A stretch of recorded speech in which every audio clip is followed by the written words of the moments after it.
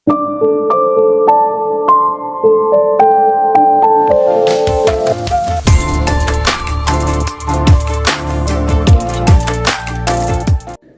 ஒரு சின்ன விஷயங்க, ஒரு 8 நாளைக்கு நான் வீடியோ வந்து டெய்லியும் போஸ்ட் பண்ணிடுறேன். ஆனால் டியூரேஷன் கொஞ்சம் கம்மியாக தான் இருக்கும். அதுக்கு ஒரு பர்சனல் ரீசன் இருக்குது. ஸோ புரிஞ்சுக்கோங்க. நான் உங்களை டிசப்பாயிண்ட் பண்ணியிருந்தேன், அதுக்கு நான் சாரி கேட்டுக்கிறேன். பட் ஒரு 8 டேஸ் மட்டும், ஒரு நாளைக்கு 14 நிமிஷம் 20 நிமிஷம் அப்படிங்கிற மாதிரி நான் வீடியோ போஸ்ட் பண்ணுறேன். ஒரு 8 நாளைக்கு மட்டும் பொறுத்துக்கோங்களேன். சொல்லணும் அப்படியே ஷாக் ஆகி பார்த்துட்ருப்பா. இந்த பக்கம் தங்கச்சிக்காரி தான் காட்டுறாங்க. அவள் மனசுக்குள்ளே மனக்கணக்கு போட்டுக்கிட்டே இருக்கா. ஏதோ ஒன்றுக்காக தான் நம்ம அக்கா வெளியே போயிருக்கா. எதுக்கு 5 நாள் லீவ் எடுத்துகிட்டு வெளியே போயிருக்கா? கண்டிப்பாக நம்ம அக்காவுக்கு ஃப்ரெண்டும் இல்லை, அவள் உடம்பு சரியில்லாமையும் இல்லை, வேறு ஏதோ காரணம் இருக்குது.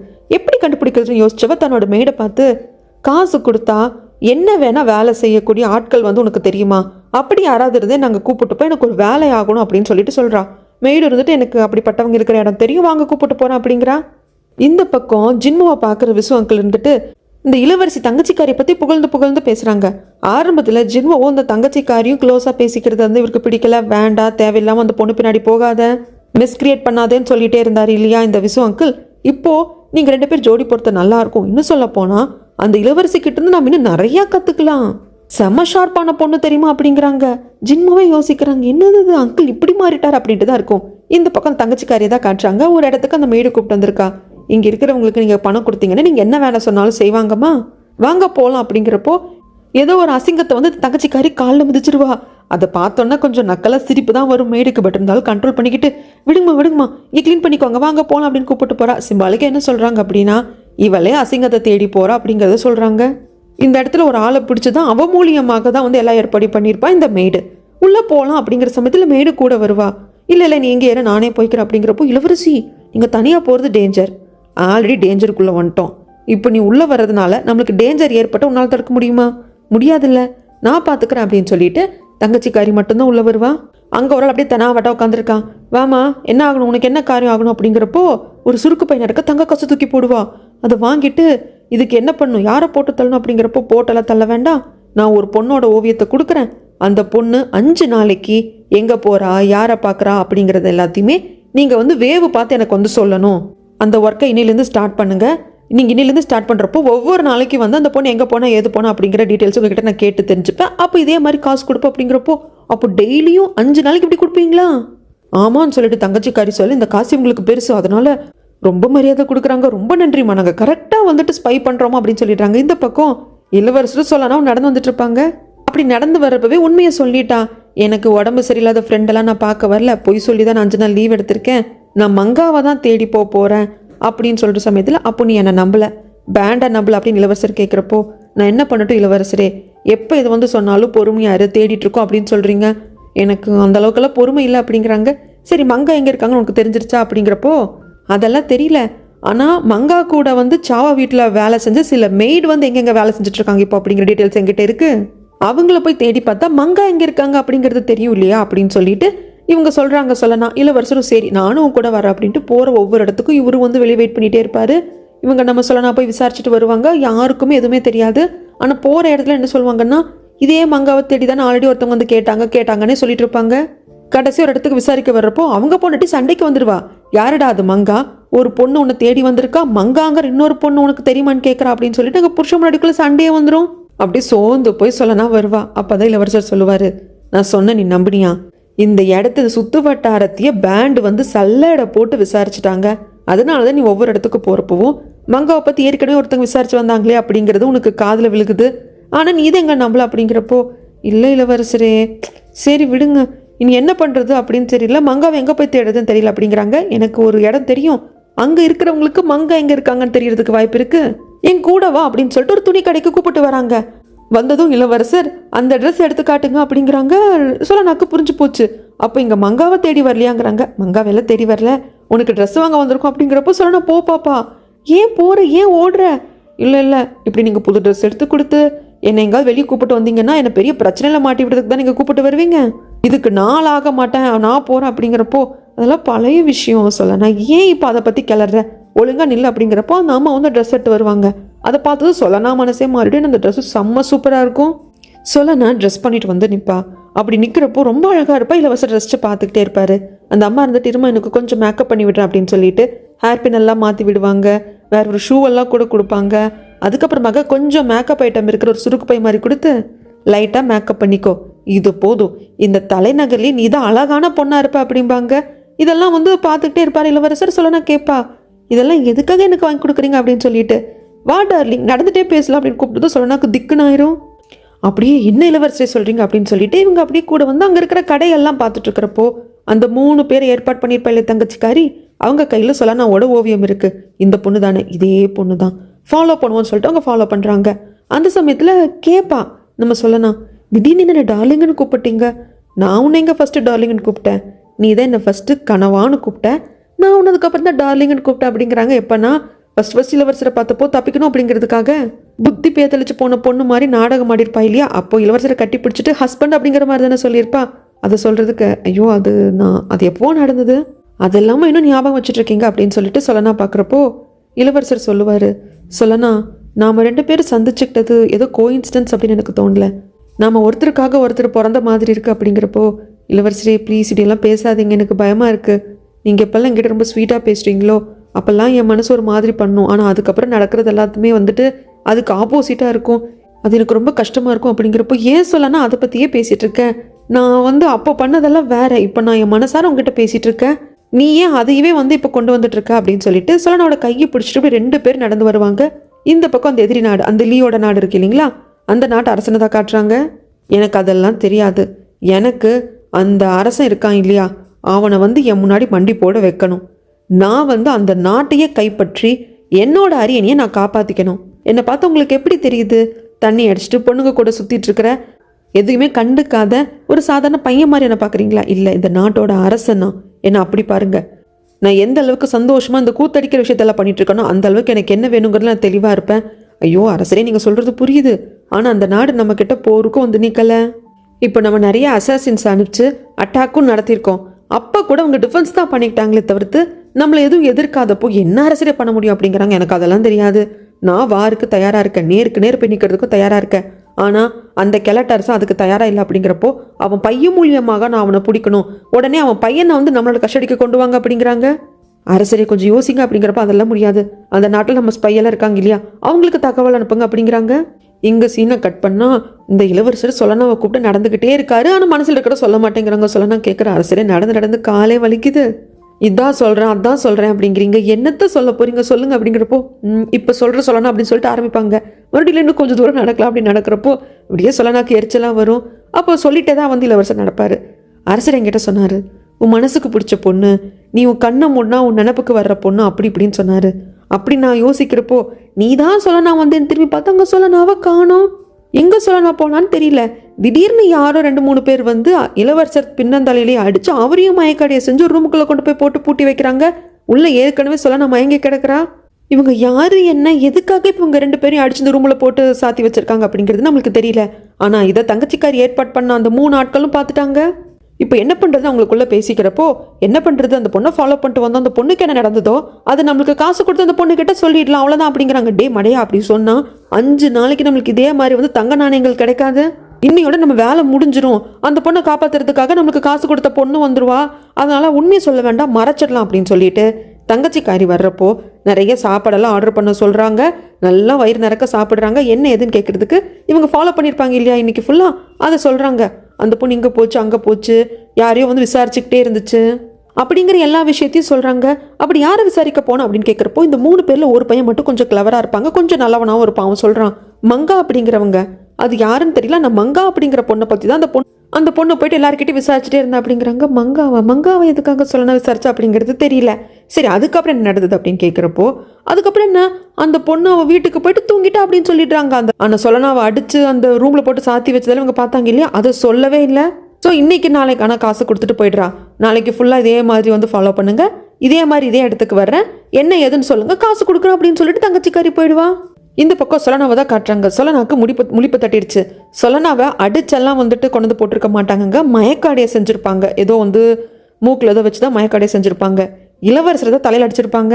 மயக்கம் தெரிஞ்ச சொல்லனா இளவரசரை போய் எழுப்பலாம் அப்படின்னு பார்க்குறப்போ பின்னணியில் கை வைப்பா, ரத்தமாக இருக்கும், பதறி போயிடுவா. இந்த பக்கம் அரசரை தான் காட்டுறாங்க. அரசருக்கு முன்னாடி மந்திரியார் இன்னும் சில அமைச்சர்கள்லாம் இருக்காங்க. அவங்க எல்லாருமே வந்துட்டு இப்போ அரசர் மேலே தாக்குதல் நடந்தது இல்லைங்களா, அந்த எதிரி நாட்டு அரசன் லீ அவங்கள பற்றி தான் பேசிகிட்டு இருக்காங்க. அவன் ரொம்ப வந்து ஆக்ரோஷமாக இருக்கான். அவன் எந்த ஒன்றும் பண்ணாமே நம்மளை அட்டாக் பண்ணுறதுலேயே குறியாக இருக்கான். அப்படிங்கிறப்போ அரசரோட நினைப்பெல்லாம் எங்கேயோ இருக்குது. இதை மந்திரியார் பார்த்துட்டு, அரசரே உங்களுக்கு உடம்பு சுகமாக இருக்கா, ஏன் ஒரு மாதிரி இருக்கீங்க, ஏதாவது பிரச்சனை அப்படின்னு கேட்குறப்போ அதெல்லாம் ஒன்றும் இல்லைன்னு சொல்லிடுறாங்க. ஆனால் அரசருக்குள்ளே தோணுது, என்னமோ வந்து மனசுக்குள்ளே இன்னமும் இளவரசம் வரல அப்படின்னால கூட கேர்டேக்கர் கிட்ட கேட்டுட்ருக்காங்க. கேர்டேக்கர் சொல்கிறாங்க, ஏன் அரசர் இவ்வளோ பதட்டமாக இருக்கீங்க, இளவரசர் என்ன அரண்மனையை விட்டு நம்ம நாட்டுக்குள்ளே தானே இருக்காரு, அரண்மனை விட்டு தானே ஜஸ்ட்டு போயிருக்காரு, ஒரு வாட்டி ஏதோ 10 நாள் ஏதோ ட்ரிப்புக்கு போனப்போ கூட நீங்கள் இவ்வளோ பதறினதில்லை, இப்போ ஏன் உங்களுக்கு ஒரு மாதிரி இருக்குது அப்படின்னு கேட்குறப்போ அரசருக்கே தெரியல, மனசு வந்து ரொம்ப ஒரு மாதிரி கஷ்டமாக இருக்குது. இந்த பக்கமாக சொல்லனா வீட்டுக்கும் வரல, நைட் ஆயிடுச்சு. அது என்ன எதுன்னு சின்ன கேட்குறதுக்கு பெரிய நான் வந்து கவுண்டர் கொடுத்துருவாரு. அவள் என்ன உன் பொண்டாட்டியா, எங்கே போகிறோம் ஏது போகிறோம் அப்படிங்கிறது உங்கள்கிட்ட சொல்லிட்டு போகிறது அப்படிங்கிறப்போ ஆன்ட்டி சொல்லுவாங்க, எனக்கு தெரிஞ்சு இளவரசர் கூட தான் சொல்லனா போயிருப்பான்னு நினைக்கிறேன், இளவரசரோட பார்வையில் காதல் தெரியுது, சொல்லனாவும் இளவரசரும் பயங்கர சூப்பரான ஜோடியாக இருப்பாங்க அப்படிங்கிறப்போ இது சின்னனுக்கு பிடிக்கல. என்ன சின்னனுக்கு சரி சொல்லனா கூட நம்ம லைஃப்பை லீட் பண்ணலான் இருக்கு இல்லையா, சொல்லனா டக்குன்னு எதிர்த்து வெளியே வந்துடுவார். இவனுக்கு என்னடி ஆச்சு அப்படின்னு கேட்குறப்போ எனக்கு என்னமோ இது ட்ரையாங்கிள் லவ் ஸ்டோரி போல இருக்குன்னு ஆன்ட்டி சொல்லுவாங்க. இந்த பக்கமாக தங்கச்சி கறி தான் காட்டுவாங்க. நம்ம அக்கா சொல்லணும் எதுக்காக மங்கா அப்படிங்கிற ஒரு பொண்ணு தேடி போனாங்க.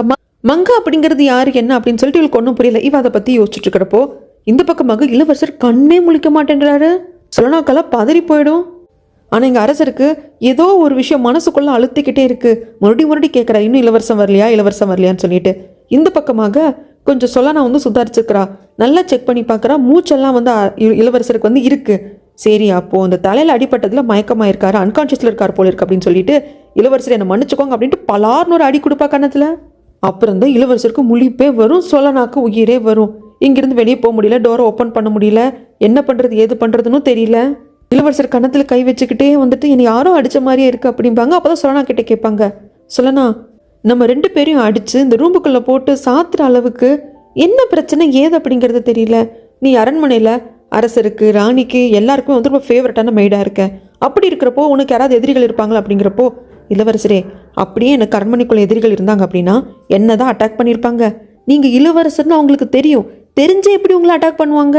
அதனால் இது என்னது ஏது எதுன்னு புரியாமல் இருக்குது. அதெல்லாம் இருக்கட்டும், சொல்லணும் நீ என்னை அரைஞ்சியா அப்படின்னு கேட்குறப்போ நான்லாம் அறையலை, உங்களுக்கு ஏதோ கனவு வந்திருக்கும் அப்படின்னு சொல்லிட்டு சொல்லனா வந்து அப்படியே மழுப்பிடுவா.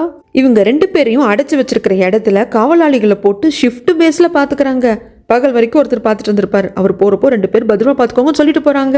இந்த இடத்துல மக்களே வரமாட்டாங்களா அப்படின்னு கேட்டால் அதுவும் ஆமாங்க. ஏன்னா இது வந்து ஏதோ ஹாண்டட் பிளேஸ் மாதிரி காட்டுறாங்க. ஒரு குட்டி பையன் விளாண்டுட்டு உள்ளே வர பார்ப்பான். அவங்க அம்மா பிடிச்சிட்டு, டே அங்கே பேயெல்லாம் இருக்குடா, பாத்தியா அங்கே யாராவது போனாங்களா, யாருமே இல்லை, பேசாமல் இரு, அதனால தான் அங்கே யாரும் போகாமல் இருக்காங்க, அங்கே எல்லாம் போனால் பேய் பிடிச்சிடும் அப்படின்னு சொல்லிடுவாங்க. ஸோ அந்த பயம் இருக்கிறதுனால தான் அங்கே யாரும் போகல. இந்த இடத்துல அடைச்சி வச்சா பொதுமக்கள் யாரும் கண்டுபிடிக்க மாட்டாங்க அப்படிங்கிறதுனால தான் இளவரசி சொல்லனாவே இங்கே அடைச்சி வச்சிருக்காங்க. இளவரசர் அதுக்கப்புறமாக தான் பொறுமையாக பின்னந்தலை தொட்டு பார்ப்பாரு. லைட்டாக ரத்தம் இருக்கும், ஐயோ ரத்தோட்டு மறுபடியும் மயங்கிடுவார். நைட்டு ஃபுல்லாக தூங்கிட்டு அதுக்கு அடுத்த நாள் காலையில் எழுந்திருப்பாரு. மண்டையில் அடிச்சதில் போலலாம் ரத்தம் வரலங்க, ஜஸ்ட்டு காயமாய் லைட்டாக தான் ரத்தம் வந்திருக்கும். அதனால அவர் கொஞ்சம் ஸ்டேபிளாக தான் இருக்காரு. எந்திரிச்சதும் வயிறு கடாமுடா அப்படிங்குது, ஏன்னா பசிக்குது, உள்ளேருந்து சவுண்டெல்லாம் வருது. அப்போ தான் சொல்லனா சொல்லுவா, எப்போவுமே நான் சாப்பிட்றேன்னு சொல்லி கிண்டல் பண்ணுவீங்களே, ஆன்ட்டி எப்போவுமே எனக்கு சாப்பாடு சுருக்கு பையில் கொடுப்பாங்க, இன்றைக்கி அது எவ்வளோ யூஸ் ஆகுது பாருங்க, இந்தாங்க இதை நம்ம சாப்பிட்டுக்கலாம் அப்படின்னு சொல்லி 2 பேரும் சாப்பிட்றாங்க. கரெக்ட் சொல்லலாம். இதை சாப்பிட்டதுக்கப்புறமாக நம்ம ஸ்ட்ரென்த் எல்லாத்தையும் சேர்த்து இங்கேருந்து வெளியே போகிறத பற்றி நம்ம பார்க்கணும். இந்த கதவை நம்மளால் திறக்க முடியல அப்படின்னாலும் நாம் இங்கே மாட்டிக்கிட்டு இருக்கோம் அப்படிங்கிற செய்தியை வெளியே அனுப்பணும். அதுக்கு தான் பேப்பர் இருந்ததுன்னா அதில் எழுதி அந்த கல்லை வந்து பேப்பர் கடையில் வச்சு கசக்கி வெளியே தூக்கி போடலாம் அப்படிங்கிறாங்க. அங்கே ஒரு கல் இருக்குது, எழுதுறதுக்கு பேப்பர் இல்லை. சொல்லனா சரி அவள் ட்ரெஸ்ஸை கிழிச்சு கொடுக்கலாம் அப்படிங்கிறப்போ, ஐயோ இளவரசர் ஆசையாக வாங்கி கொடுத்தது, சரி என்ன பண்ணுறது, ஆபத்துக்கு தேவைப்படுது அப்படின்னு சொல்லிட்டு ட்ரெஸ்ஸை கிழிச்சு கொடுப்பா. ஆனால் எழுதுறதுக்கு வந்து மையும் இல்லை ப்ரஷ்ஷும் இல்லை அப்படிங்கிறப்போ என்ன பண்ணலாம், சரி நான் என் ரத்தத்தை வச்சு எழுதுறேன் அப்படின்னு சொல்லிட்டு அந்த ஃபிங்கர் டிப்பை கடிச்சு ரத்தத்தை வச்சு எழுதலாம். இளவரசர் போவார். இளவரசரை இருங்க அப்படின்னு சொல்லி அங்கே ஒரு குச்சி மாதிரி இருக்கும், அதை எடுத்து அதை நல்லா செதுக்கி இவங்க ட்ரெஸ் வாங்கின இடத்துல அந்த லேடி வந்து மேக்கப் திங்ஸ் கொஞ்சம் வச்சுக்கோமா, லைட்டாக டச்சப் பண்ணிக்கிட்டு ரொம்ப அழகாக இருப்பேன்னு கொடுத்துருப்பாங்க இல்லையா. ஸோ அந்த மேக்கப் கிட்ட எடுத்து கொடுத்து இளவரசர் இதை வச்சு எழுதுங்க அப்படிங்கிறாங்க. செம போ சொல்லனா, பேண்டில் நீ பயங்கரமாக ட்ரைன் ஆயிருக்கா அப்படின்னு சொல்லிட்டு அதை வச்சு எழுதிட்டு அந்த கல்லோட சேர்த்து இதை பாரு, இந்த ஆங்கிள் இப்படி போட்டால் இப்படி வரும், இதெல்லாம் பார்த்து தான் வீசணும்னு வீசுகிறாங்க. ஆனால் வீசினது அப்படி உள்ள இவங்ககிட்டே வந்து விழுந்துருது. இளவரசருக்கு யோ நம்மக்கிட்ட ஸ்கில்லே இல்லைன்னு இந்த புள்ள நினச்சிக்கோமே அப்படிங்கிற மாதிரி தான் இருக்கும் இளவரசருக்கு. இந்த பக்கம் அந்த லீ அரசனை தான் காட்டுறாங்க. இவன் தாங்க பிளான் பண்ணியிருக்கான் இளவரசரை கடத்தணும் அப்படிங்கிறதுக்காக. இளவரசர் அரண்மனை விட்டு வெளியே இருக்கார் அப்படிங்கிறது அந்த நாட்டுக்குள்ளே இவங்களோட ஸ்பை மூலியமாக தெரிய வந்திருக்கு. அந்த இளவரசரை கடத்தி நம்ம நாட்டுக்கு கொண்டு வர்றது ரிஸ்க், மாட்டிப்போம். அதனால அந்த நாட்டுக்குள்ளே எங்காவது பதிக்க வைங்க அப்படின்னு சொல்லியிருப்பாங்க. அதுக்கேற்ற மாதிரி பதிக்க வச்சுட்டோம் அரசரே. அங்கே வந்து ஒரு ஹாண்டட் ஹவுஸ் இருக்குது, அங்கே யாரும் வரமாட்டாங்க, அங்கே தான் வச்சுருக்கோம். அந்த இளவரசர் கூட ஒரு பொண்ணும் இருந்தது. அந்த பொண்ணை தவிர்த்து இளவரசரை மட்டும் நாங்கள் அடிச்சு போட்டு அந்த ரூமுக்குள்ளே அடைக்க முடியல, அந்த பொண்ணையும் சேர்த்து தான் அடைச்சி வச்சுருக்கோம் அப்படிம்பாங்க.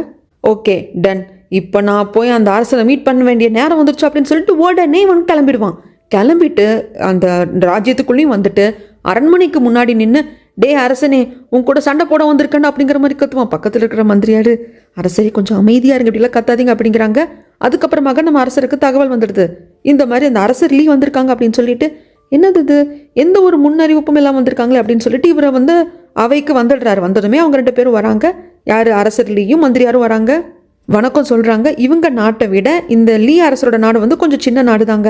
ஆனால் இவன் பேசுகிறது ரொம்ப ஸ்வீட்டாக பேசுகிறான். உங்களை வந்து நான் என் பெரிய அண்ணா மாதிரி நினைக்கிறேன் அப்படிங்கிறான். இந்த பக்கமாக ஜஸ்ட் இப்படியே சுற்றி பார்க்கலாம் அப்படின்னு சொல்லிட்டு வந்தேன், என்னோட மரியாதையை வந்து அப்படியே செலுத்திட்டு போகலாம் அப்படிங்கிறதுக்காக வந்தேன் அப்படிங்கிறான். அரசருக்கும் சரி அங்கே இருக்கிற மந்திரியாருக்கும் சரி புரியுது இவன் அந்த அளவுக்கு நல்லவன் இல்லைன்னு சொல்லிட்டு. பட் இருந்தாலும் இவங்க 2 பேரும் இப்போ கெஸ்ட் மாதிரி தேடி வந்திருக்கிறதுனால அதுக்கேற்ற மாதிரி மரியாதை கொடுத்து நடத்துகிறாங்க. அதுக்கப்புறமாக அமைச்சர்கள் மந்திரியார் எல்லாம் மீட்டிங் போடுறப்போ இதில் ஏதோ உள்குத்து இருக்குது. அவன் வந்திருக்கிறத வச்சு பார்க்குறப்போ அவன் பெரிய படையெல்லாம் திரட்டிட்டு வரல, இவன் நம்ம நாட்டுக்குள்ளே நம்ம அரண்மனைக்குள்ளே தான் வந்திருக்கான். பட் இருந்தாலும் ஏதோ கொஞ்சம் ஃபிஷியாக இருக்கே அப்படின்னு சொல்லிட்டு எல்லாருக்கும் தோணுது. அது மட்டும் இல்லாமல் அந்த லீ அரசரோட நாடு வந்து நம்ம நாட்டை விட ரொம்ப சின்ன நாடு தான். நாம் வந்து பெருசாக எதிரி நாடாக நாம் வந்து சொல்லிக்கிட்டாலும் நம்மளுக்கு ஈக்குவலான எதிரி நாடான்னு கேட்டால் கிடையாது. அதெல்லாம் நம்ம பயப்பட வேண்டியதில்லை அப்படிங்கிற மாதிரி தான் இருக்காங்க. டாலும் மந்திரியார் மாஸ்டர் இவங்க 3 பேரும் இப்போ இந்த லீ வருகையை பற்றி தான் பேசிகிட்டு இருக்காங்க. மாஸ்டர் வந்து சாதாரணமாக தான் எடுத்துக்கிறாங்க, அவங்கள நம்மளுக்கு மிகப்பெரிய போட்டி கிடையாதுங்க அப்படின்னு சொல்லிட்டு. ஆனால் டாலுமுக்கும் மந்திரியாருக்கும் இல்லை, அந்த அரசர் லீ வந்திருக்கான் இல்லையா, என்னமோ தெரியல, எங்களுக்கு வந்து கொஞ்சம் டவுட்டாக இருக்குன்னு அவங்க 2 பேருக்கும் தோணுது. அதுக்கப்புறமாக அரசர் சொல்லியிருப்பாரு, அந்த நாட்டு அரசரான லீயை வந்து இன்னைக்கு இங்கே தங்குறதுக்கான ஏற்பாடுகளை பண்ணி கொடுங்க அப்படின்னு சொல்லிட்டு கேர்டேக்கர் கிட்ட சொல்லியிருப்பாங்க. அவங்க கூப்பிட்டு வரப்போ இதுக்கால ஜின்னு வந்து எதிர்ச்சியாக வருவாரா. அப்போ அந்த அரசர் லீ இருந்துட்டு, ஓ நீங்கள் தான் ஜின்முவா அப்படிம்பாங்க. என்னை பற்றி உங்களுக்கு தெரியுமா அப்படிங்கிறப்போ, நல்லா தெரியும், யாருக்குமே தேவைப்படாத இளவரசன் நீ தானே அப்படின்னதும் ஜின்முவை விட பாடி கார்டுக்கு கோவம் வரும். ஆனால் ஜின்மு தான் அமைதிப்படுத்திடுவான், நான் தான் இந்த நாட்டோட அரசன் லீ, இங்கே தான் இருக்க போகிறேன், பின்னாடி பேசுவோம் என்ன அப்படின்னு சொல்லிட்டு பயங்கர நக்கலாக சொல்லிட்டு வந்துடுவான். ஜிம்னுக்கெல்லாம் பயங்கர கோவம் வரும். இவன் பாட்டுக்கு ரொம்ப ரிலாக்ஸாக இருக்கான். ஏன்னா இவனுக்கு பயங்கர தைரியம், இளவரசரி இப்போ நம்ம கட்டுப்பாட்டில் தானே இருக்காங்க, அதை வச்சு விளையாண்டுக்கலாம் அப்படிங்கிற தைரியத்தில் நிம்மதியிலையும் இருக்கான். ஆனால் இந்த லீக்கு வந்து ஒரு மந்திரியார் இருப்பாங்க, அவருக்கு கொஞ்சம் பக்கம் தான் இருக்குது.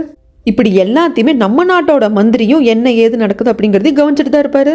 இந்த பக்கமாக இவங்க 3 பேரோட வீடு தனித்தனியாக தானங்க இருக்கும். சரி சொலனாவை பார்க்கலாம் அப்படின்னு சொல்லிட்டு பெரிய அண்ணா சின்னண்ணா ஆண்டி எல்லாம் வந்திருப்பாங்க. கூப்பிட்டு பார்த்தா சொலனா வரல.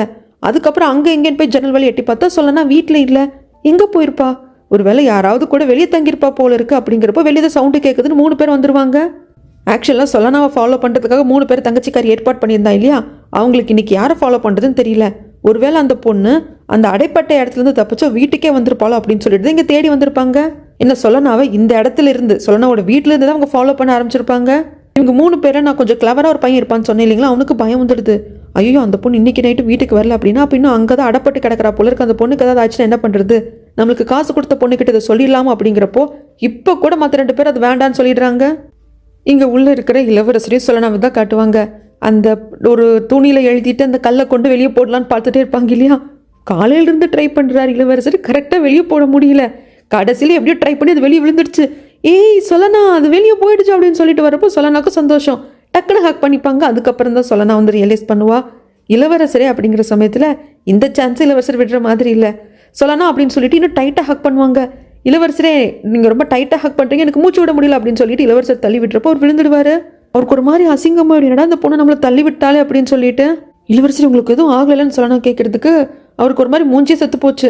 இல்லை எனக்கு ஒன்றும் ஆகலை சொல்லணும் அப்படின்ட்டு. அப்போ 2 பேரும் ரொம்ப நேரமாக தனியாக உட்காந்துட்டு வெயிட் பண்ணிகிட்டே இருப்பாங்க. கவலைப்படாத சொல்லணும், நான் வெளியே அந்த துணியில் எழுதி கட்டி போட்டிருக்கேன் இல்லையா, கண்டிப்பாக யாராவது பார்ப்பாங்க, நம்மளுக்கு ஹெல்ப் கிடைக்கும் அப்படின்னு சொல்லிட்டு 2 பேரும் தைரியமாக உட்காந்துட்டு இருக்காங்க. ஆனால் இவங்க போதாத வேலை, அதை எடுக்கிறதே இவங்க 2 பேர் வெளியே வர பார்த்துக்கிற ஆட்கள் தான். இவங்க என்ன பண்ணாலும் எல்லாம் நம்மக்கிட்ட தான் வரும் அப்படிங்கிறது தெரியாமல் இதுக்கு தப்பிக்கிறதுக்கு பிளான் போடுதுங்களே பாருங்க அப்படின்ட்டு அவங்களுக்குள்ளேயே சிரிச்சுப்பாங்க. இந்த பக்கம் தங்கச்சிக்காரிக்கு இன்னைக்கு அவங்க அக்காவை ஃபாலோ பண்ணாங்களா என்ன அப்படின்ட்டு 3 பேர்கிட்ட விசாரிக்க வரணும் இல்லையா, அதுக்காக அரண்மனை விட்டு வெளியே வரணும். தன்னோட இடத்துல தன்னோட மேடை இளவரசி மாதிரி ட்ரெஸ்அப் பண்ணிட்டு நீ என் இடத்துலையே வெயிட் பண்ணு, அது மட்டும் இல்லாமல் நான் வந்து சீக்கிரமாக தூங்கிட்டு அப்படிங்கிற மாதிரி வெளியே இருக்கிற பணிப்பெண்கள் கிட்ட சொல்லிடுறேன், ஸோ யாரும் வரமாட்டாங்க, நீ நான் டக்குன்னு போயிட்டு வந்துடுறேன் அப்படின்னு சொல்லிட்டு வெளியே வருவான். ஜின்மு வந்துட்டு நான் இளவரசியை பார்க்கணும் அப்படின்னு சொல்கிறப்போ இல்லை இளவரசி சீக்கிரமாக தூங்கிட்டாங்க அப்படின்னு சொல்லிடுவாங்க. ஜின்மு வந்துட்டு என்னடா அவ சீக்கிரமாக அது தூங்குற ஆள் கிடையாது அப்படின்னு சொல்லிட்டு தான் இருக்கும். ஆனால் பெருசாக டிஸ்டர்ப் பண்ணால் போயிடுறான். ஆனால் உள்ளே இருக்கிற மெய்டுக்கு இளவரசி ட்ரெஸ் போட்டிருக்கா, அதெல்லாம் இவளுக்கு ரொம்ப பிடிச்சிருக்கு. இந்த பக்கமாக தங்கச்சிக்காரி அந்த ஆளுங்களோட இடத்துக்கே வந்துடுறா. நீ என்னம்மா இங்கே பண்ணுற அப்படிங்கிறப்போ, நான் தான் சொன்னேன்ல டெய்லி நான் உங்களை வந்து பார்ப்பேன், நான் சொன்ன பொண்ணு நீங்கள் என்ன ஃபாலோ பண்ணீங்க அப்படிங்கிற அப்டேட் வாங்கிப்பேன்னு சொல்லிட்டு நீங்கள் இந்த சாப்பாட்டு கடைக்கு என்ன பார்க்க வரல, அதனால தான் உங்களை பார்க்கறதுக்கு உங்கள் இடத்துக்கே வந்துட்டேன் அப்படின்னு சொல்லிட்டு காசு எடுத்து போடுற. இன்னைக்கு நான் சொன்ன பொண்ணு எங்கெல்லாம் போனா ஃபாலோ பண்ணீங்களா அப்படிங்கிறப்போ இந்த ஆள் வந்து ஏதோ பொய் சொல்றதுக்கு ட்ரை பண்ணுறான். என்ன சொன்னா ஏது சொன்னா நம்மளுக்கு தெரியலங்க. இங்கே பயங்கரமாக குளிர ஆரம்பிச்சிருச்சு. என்ன பண்ணுறதுனே தெரியல. 2 பேர் கிட்டத்தட்ட உறைஞ்சு போயிடுவாங்க போல இருக்கு. அப்போ இளவரசர் வந்து காமெடிக்கு தான் சொல்லுவார், ஆனால் சொல்லனாக்க கஷ்டமாக இருக்கும். எனக்கு என்னமோ நாம் அனுப்பிச்ச தகவல் கிடச்சி யாராவது நம்மளை காப்பாற்ற வர்றப்போ நம்ம உறைஞ்சு போன நிலைமையில இருப்போம் போல இருக்கு அப்படிம்பாங்க. என்ன பண்ணுறதுன்னு 2 பேருக்கும் தெரியல. இந்த பக்கம் அந்த அரசர் லீ கூட நம்ம நாட்டு அரசரும் டீ குடிச்சிட்டு இருப்பாரு. அந்த சமயத்தில் அவன் ரொம்ப வந்து சல்லித்தனமாக நடந்துப்பான். அங்கே டீ வந்து போடுறதுக்காக ஒரு கப் வச்சிருந்துருப்பாங்க. அதில் இருக்கிற டீ தூள் எடுத்து மோந்து பார்ப்பான். ஒரு மாதிரி அப்படிங்கிற மாதிரிலாம் பிஹேவ் பண்ணுவான். அரசர் எல்லாத்தையும் பொறுமையாக கேட்டுக்கிட்டே இருப்பாரு. ஆக்சுவலாக உங்கள் நாட்டு டீ ரொம்ப நல்லா இருக்கும், இதுக்காக உங்கள் நாட்டுக்கு வரலான்னா பார்த்துக்கோங்களேன் அப்படின்னு சொல்லிட்டு அந்த அரசர் லீ சொல்லுவான். அப்போ நம்ம அரசர் கேட்பாரு, ஏன்பா நீ வந்து இப்படி இங்கே வந்து இருக்கியே, உன் நாடு நீ இல்லாமல் ஃபீல் பண்ணாது, நீ போகணும் இல்லையா, உன் நாட்டுக்கு நீ அரசன் இல்லையா அப்படிங்கிறப்போ, ஆமாம் போகணும், நான் இல்லைனாலும் ஓரளவுக்கு மேனேஜ் பண்ணுற மாதிரி அங்கே எல்லாத்தையும் செட் பண்ணி வச்சுட்ருக்கேன். ஆமாம் இளவரசரிங்க அப்படின்னு கேட்குறப்போ, இளவரசர் ஒரு வேலை விஷயமாக நான் தான் வெளியே அனுப்பிச்சிருக்கேன் அப்படிம்பாங்க. ச்சே, நான் இவ்வளோ தூரம் வந்தேன், இளவரசரை பார்க்க முடியலையே. நான் நம்புகிறேன் இளவரசர் நல்லா இருக்கணும் நம்புகிறோம் அப்படின்னதும் அரசருக்கு திக்குன்னு ஆகும்.